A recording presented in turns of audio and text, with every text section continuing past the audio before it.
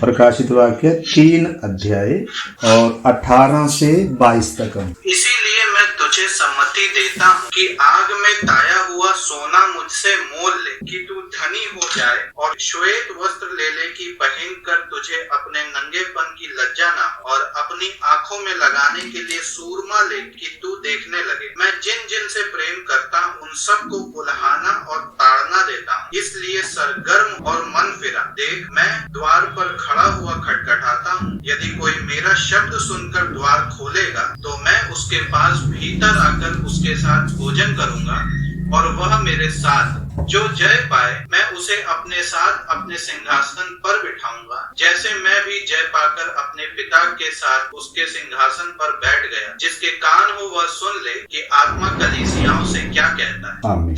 प्रार्थना। पिता परमेश्वर, आपके पवित्र वचन के लिए हम आपको धन्यवाद करते हैं। जिस आत्मा ने ये लिखा है वो पवित्र आत्मा ही हमें सिखाए, वचन को खोल कर दे हमें। प्रभु जी, ये वचन हमारे लिए आत्मिक उन्नति, आशीष और उद्धार का कारण बने। आपके हाथ में सौंपते हैं। धन्यवाद के साथ प्रार्थना को यीशु मसीह के नाम से मांगते हैं, आमीन।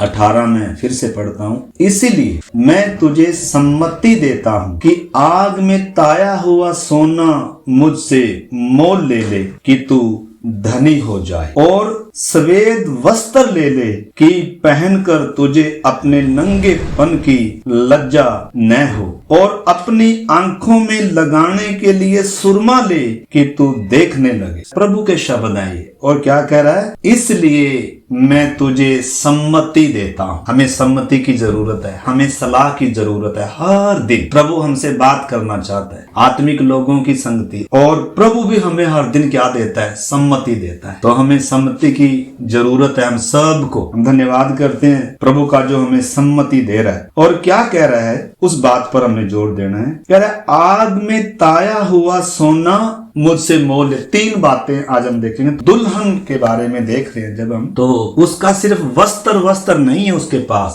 पास क्या क्या चीजें हैं जो उसके पास होना बहुत जरूरी है। तो पहली बात तो प्रभु क्या कह रहा है? आग में ताया हुआ सोना मुझसे क्या कर ले? मोल ले ले। हम सब ने समझना इस चीज को। आग में ताया हुआ सोना, पहली बात। दूसरी बात, श्वेत वस्त्र ले ले कि तुझे पहनकर अपने नंगेपन की लज्जा न हो। और तीसरी बात है, आंखों में लगाने के लिए क्या ले ले? सुरमा ले ले। तो इन 3 चीजों के बारे में तो आज हम सब नहीं पढ़ पाएंगे। पहली बात हम पढ़ते हैं तो हमने समझना। देखो, सुरमा भी है, दुल्हन के पास क्या भी है? सोना भी है, सुरमा भी है, और बहुमूल्य क्या भी है? वस्त्र भी है। परंतु इसके आत्मिक अर्थ हैं। अगर इसको समझना है तो जो हमने पिछले दिन पढ़ा था, भजन संहिता 45 का 9 वचन। तेरी प्रतिष्ठित स्त्रियों में राजकुमारियां भी हैं, तेरी दाहिनी और पटरानी ओपीर के कुंदन से विभूषित खड़ी हैं। आमीन। तो इधर लिखा है तेरी प्रतिष्ठित स्त्रियों में राजकुमारियां भी हैं। हम दुल्हन का विषय भी सीख रहे हैं और सहेलियों का विषय या कुमारियों का विषय भी सीख रहे हैं। दुल्हन के अलावा कौन भी हैं? जिक्र किसका भी आया है? इधर हम देखते हैं, राजकुमारियां भी हैं, प्रतिष्ठित स्त्रियां भी हैं, परंतु पटरानी एक ही है। तो लिखा है पटरानी ओपीर के कुंदन से विभूषित खड़ी है, अति शोभायमान है। इधर जो बात आई है ओपीर का कुंदन, प्रकाशित वाक्य में हमने पढ़ा सोना ले ले। तो कलीसिया को तैयार होना है तो उसके पास ये सब चीजें होना जरूरी है। वस्त्र भी होना जरूरी है, सोना भी होना जरूरी है, और उसके आंखों में भी क्या भी होना है? सुरमा तक भी इवन होना। परंतु सुरमा वो काजल, काले वाला काजल नहीं है। सुरमा क्या है? सोना क्या है? वस्त्र क्या है? उन चीजों को हम देख रहे हैं। तो इस करके जैसे उत्पत्ति 24 अध्याय में हम पढ़ते हैं, रिबेका को क्या दिए? कंगन दिए, नथ पहनाई। तो उसका आत्मिक अर्थ है सब, क्योंकि पुराना नियम छाया है। इजरायली हमारी छाया है, उनके लिए धरती की मिरास थी, उनके लिए पशु वध हुआ, हमारे लिए असली है। मतलब जो भी बात पुराने नियम है वो छाया के तौर पर है, असलियत नहीं है। वो सिर्फ असलियत को समझाने के लिए है। तो इस करके पवित्र आत्मा की छाया है एलियाजर, जिसने रिबेका को क्या पहनाई? नथ पहनाई, यानी कि इसहाक की दुल्हन को तैयार कर लेकर जा रहा है। पूरी तैयारी के साथ आया था। वो जो भी दुल्हन को चाहिए, एस्तेर की किताब में भी हम आएंगे, दुल्हन की पूरी तैयारी का विषय उधर, उसमें हम सीखेंगे। आज हम 3 बातों में से एक बात देख रहे हैं। तो दुल्हन के पास क्या भी होना या कलीसिया के पास क्या भी होना अति जरूरी है। सोना होना अति जरूरी है। परमेश्वर चाहता है हमारे पास सोना हो। आपको मालूम है, इधर एक प्रभु के दास हैं, कल वो इधर ऋषिकेश में आए हुए थे, हमारे पास भी आए थे। तो इधर से जैसे ही गए,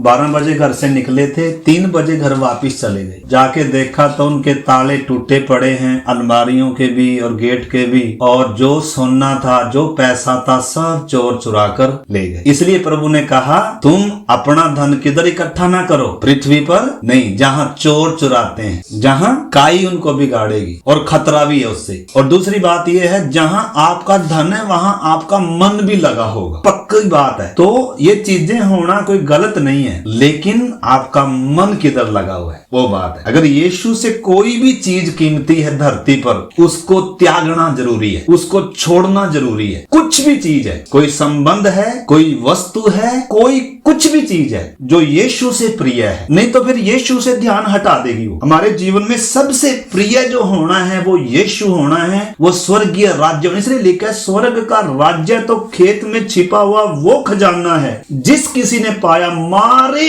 आनंद के जाकर अपना सब कुछ क्या कर लिया, बेचकर उसे क्या कर लिया। यानी कि उसकी कोई कीमत नहीं है। अब वो क्या देकर गया, दुख देकर गया, निराशा देकर गया, अब बेचैन है, कोई चोर आकर हमें भी क्या ना कर दे। मेरा कहने का मतलब है, सोना प्रभु चाहता है हमारे पास हो, परमेश्वर भी चाहता है कि हम धनी हो, परमेश्वर भी चाहता है हमारा वस्त्र क्या हो, अच्छा हो, आंखों में सुरमा भी हो, चांदी भी हमारे पास हो, लेकिन वो चीज हो जिसको चोर ना चुरा सके, जिसको काई ना बिगाड़ सके, जिसकी सुंदरता कभी मिट ना सके, अनंत काल तक जो बना रहे। तो इस करके आइए मेरे प्यारे भाई बहनों, जो दुल्हन के पास ओ पीर के कुंदन से वो विभूषित खड़ी हुई है, सजी हुई खड़ी हुई है, अगर ये सोना नहीं है, अगर वस्त्र नहीं है, सुरमा नहीं है, तो कैसा रहेगा। इस करके ये चीजें अति जरूरी है। तो इस करके आइए, वो सोना क्या है जो हमारे पास होना बहुत जरूरी है। ताया हुआ सोना होना चाहिए। पहला पत्रस 1 अध्याय का 3 से हम पढ़ते हैं, हमारे प्रभु यीशु मसीह के परमेश्वर और पिता का धन्यवाद हो, जिसने यीशु मसीह के मरे हुओं में से जी उठने के द्वारा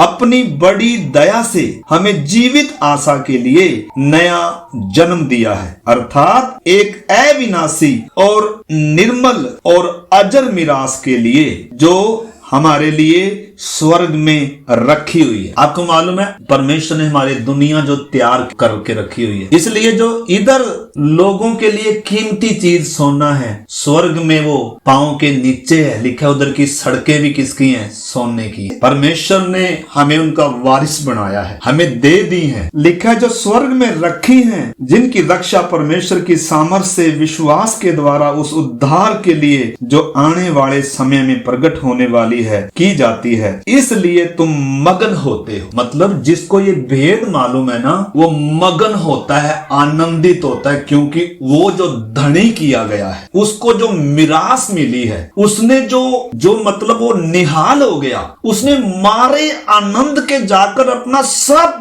कुछ बेचकर उसको ले लिया। अब सोचो, अब उसके पास दुनिया का तो कुछ नहीं है, लेकिन उसके पास वो है जो बहुत कीमती है, खजाना है उसके पास। उद्धार को उस बेसकीमती खजाने से जोड़ा गया है, स्वर्ग के राज्य को उस बेसकीमती धन से जोड़ा गया है, जिसकी कीमत दुनिया में चाहे आप हमारे पास कुछ भी हो, उससे कहीं ज्यादा है। दुनिया की जो चीजें हैं ये नाशवान चीजें हैं, ये थोड़े समय, ये वास्तव में मिट्टी है। ये जो सोना है ये वास्तव में मिट्टी तो है, इसको तपात पूकर क्या किया, निखार नखूर कर इसको ऐसा कर दिया, इसलिए इसकी कीमत बढ़ गई। तो लिखा है, तुम मगन होते हो, यद्यपि अवश्य है कि अभी कुछ दिन के लिए नाना प्रकार की परीक्षाओं के कारण दुख में हो। भाई वो तो आनंद तो है, स्वर्गीय उद्धार का खुशी है, परंतु लिखा है, यद्यपि अवश्य है कि अभी कुछ दिन के लिए नाना प्रकार की परीक्षाओं के कारण क्या भी है, दुख भी है। वो किस लिए है, वो इसीलिए है कि तुम्हारा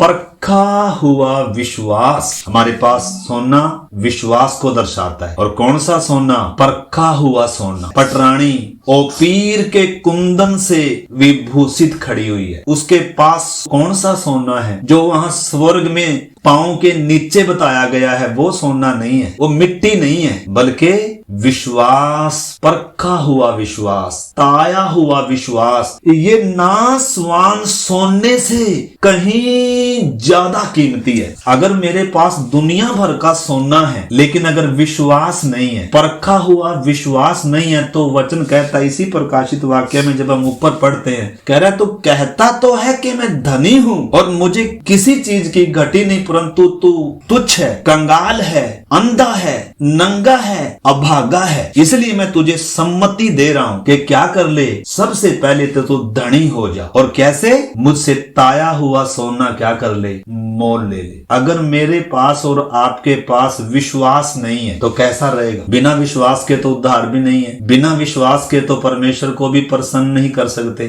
बिना विश्वास के तो इस मार्ग पर चल ही नहीं सकते, क्योंकि ये विश्वास का मार्ग है। हम कुछ देख कर नहीं चल रहे, बल्कि विश्वास से चल रहे। जो बातें दिखाई नहीं पड़ती, हम उन वस्तुओं, उन चीजों को विश्वास से देखकर चल रहे हैं। नूह ने विश्वास ही से लिखा है, नूह ने उन बातों के विषय में जो दिखाई नहीं देती थी, चेतावनी पाकर जहाज बना लिया। विश्वास ही से मूसा ने सयाना होकर फिरौन की बेटी का पुत्र कहलाने से इनकार कर दिया और मिस्र के बड़े भंडार को, अरबों पति हो सकता है शायद उस समय मूसा, लेकिन उसने क्या चुनाव किया? कौन छोड़ पाएगा इन चीजों को? हमने अच्छे से क्या करना होगा, इन चीजों को समझना है। परमेश्वर हमें दुनिया का कूड़ा कबाड़ देने के लिए नहीं आया जिसकी कीमत थोड़े समय के लिए। परमेश्वर हमें वो चीजें देने के लिए आया जिसकी कीमत बहुत ऊंची है और जो कभी भी हमसे छीना नहीं जाएगा। इस करके मेरे प्यारे भाई बहनों, हमारे पास 3 बातों को देख रहे हैं। पहली बात तो सोना होना बहुत जरूरी है दुल्हन के पास, और दूसरी बात उसका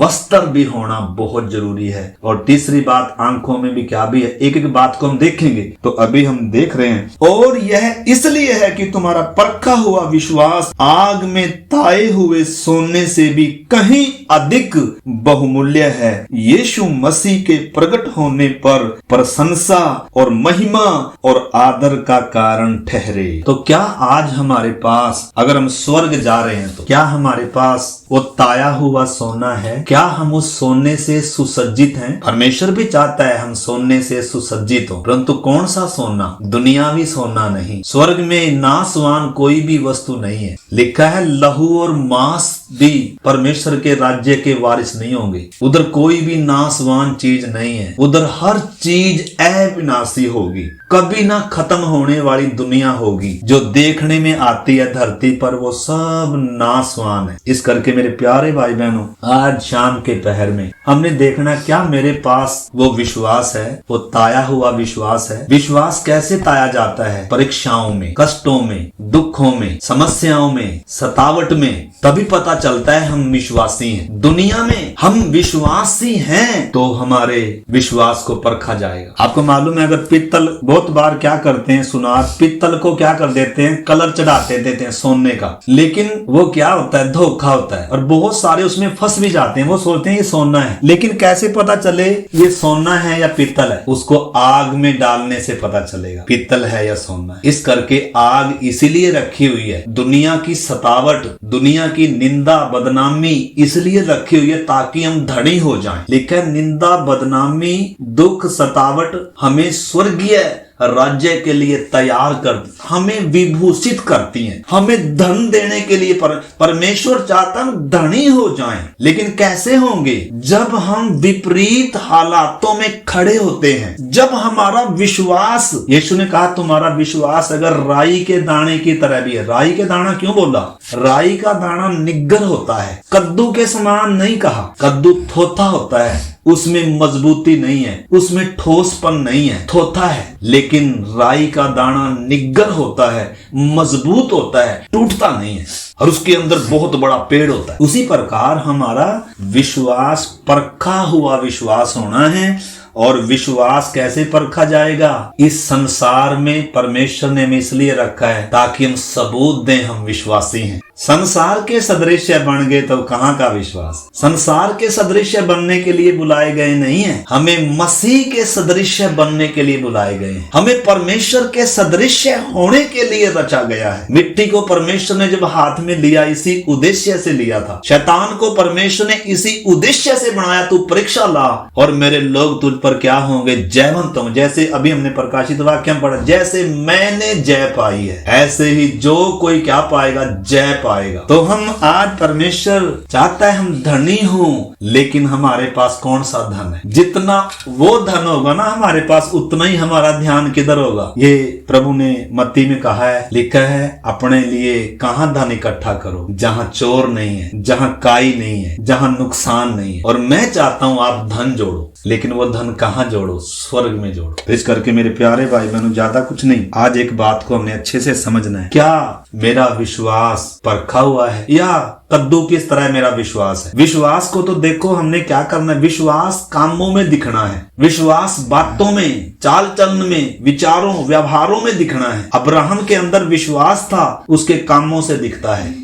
रहाब वेश्या के अंदर विश्वास है, उसके कामों से दिख रहा है। कनान की एक अन्य जाति औरत है, वो इब्रानियों की पत्री और उसका 11 अध्याय 31, विश्वास ही से रहाब वेश्या आज्ञा न मानने वालों के साथ नाश नहीं हुई, इसलिए कि उसने भेदियों को कुशल से रखा था। इब्रानी 11 अध्याय विश्वास के योद्धाओं का जिक्र है, उसमें किसका भी जिक्र आया है, उसमें रहाब वेश्या का जिक्र आया है। उसका विश्वास परखा हुआ विश्वास था। यरीहो नगर की औरत थी वो, उसके अंदर विश्वास था कि ऊपर के आकाश और नीचे की पृथ्वी का सृजनहार परमेश्वर यहोवा है, जिसने इजराइल को मिस्र देश से निकाल कर लेकर आ रहा है, जिसने लाल समुद्र 2 भाग कर दिया, जो उनको स्वर्ग से हर दिन क्या देता है, मन्ना देता है। इसलिए जब इजरायली 2 भेदिए उसके घर में जाकर रुके थे, उसने रिस्क लिया। वो राजा के क्रोध से नहीं डरी, भी राजा जिसके नगर में मैं रह रही हूं, जिसके देश में मैं रह रही हूं,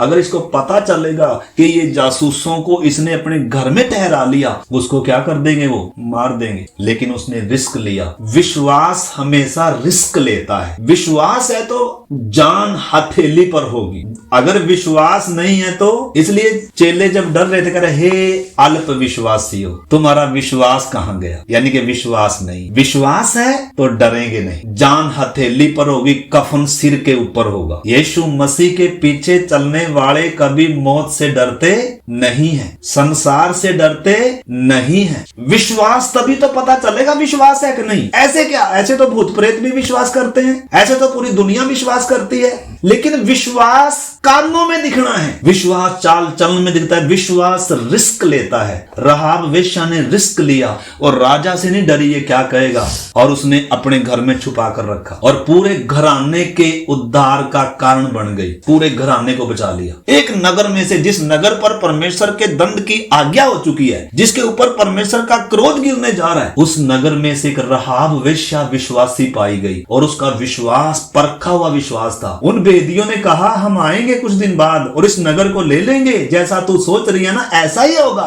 क्योंकि वो कह रही थी मुझे पक्का विश्वास है परमेश्वर ने ये नगर तुम्हें दे दिया है, पर इतना करना जब इस नगर में तुम आओ मुझे और मेरे परिवार को बख्शना। कह रहा है निश्चय तो बख्शी जाएगी, एक काम कर, लाल रंग की डोरी लेकर अपनी खिड़की पर बांध कर रखना जब तक हम आए। तो वो हर दिन इजरायलियों का आने का इंतजार कर रही थी, लाल रंग की डोरी अपनी खिड़की पर बांध कर रखा हुआ था, और वेश्या का जो काम करती थी उसने वो छोड़ दिया और वो बचाई गई। लिखा है विश्वास ही से रहाब वेश्या आज्ञा न मानने वालों के साथ नाश नहीं हुई। अगर मेरे और आपके पास विश्वास है तो उस विश्वास का परखा जाना बहुत जरूरी है। याकूब में भी उसके बारे में लिख के, वेश्या के बारे में, हम उसमें नहीं जा रहे। पहला पत्रस 1 अध्याय और उसका 7 वचन, और यह इसलिए है, क्या इसलिए है, परीक्षाएं, कष्ट, समस्याएं इसलिए है, किस लिए है, कि तुम्हारा परखा हुआ विश्वास जो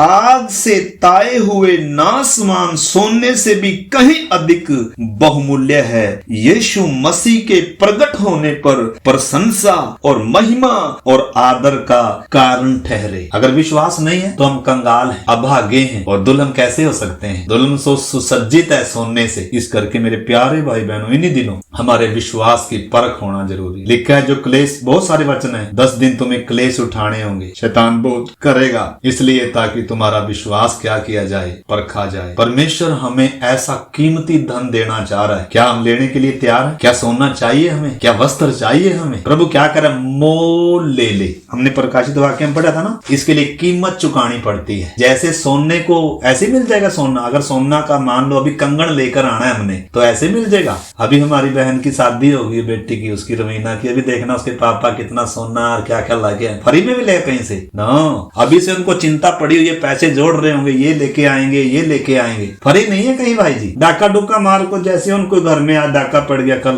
तो ऐसे तो फ्री में डाका मार के तो मिल सकता है, लेकिन वैसे नहीं मिल सकता। उसके लिए दाम चुकाना पड़ता है। सोना चाहिए, उसके लिए दाम चुकाना पड़ेगा। इस करके प्रभु ने कहा, प्रकाशित वाक्य 3 का जब हम 18 पढ़ते, इसीलिए मैं तुझे सम्मति देता हूँ कि आग में ताया हुआ सोना मुझसे मोल ले ले कि तू धनी हो जाए। परमेश्वर मुझे और आपको धनवान बनाना चाहता है, लेकिन वो धन जो दुनिया का कोई चोर नहीं चुरा सकता, दुनिया का कोई डाकू नहीं चुरा सकता, उसको कोई काई नहीं बिगाड़ सकती, वो अनंत काल तक रहेगा। इस करके मेरे प्यारे भाई बहनों, विश्वास तो हम सब करते हैं, लेकिन वो विश्वास की कोई कीमत नहीं है जब तक वो परखा नहीं जाएगा। कष्टों की आग में परखा जाता है, जैसे सोना आग में तपाया जाता है, आग में परखा जाता है। ये पीतल पर पानी चढ़ा हुआ है, ये लोहे पर पानी चढ़ा हुआ है, ये वास्तव में सोना है। उसकी पहचान बिना आग के नहीं होती है। आग ही प्रमाणित करेगी कि ये सोना है भाई जी, सोना।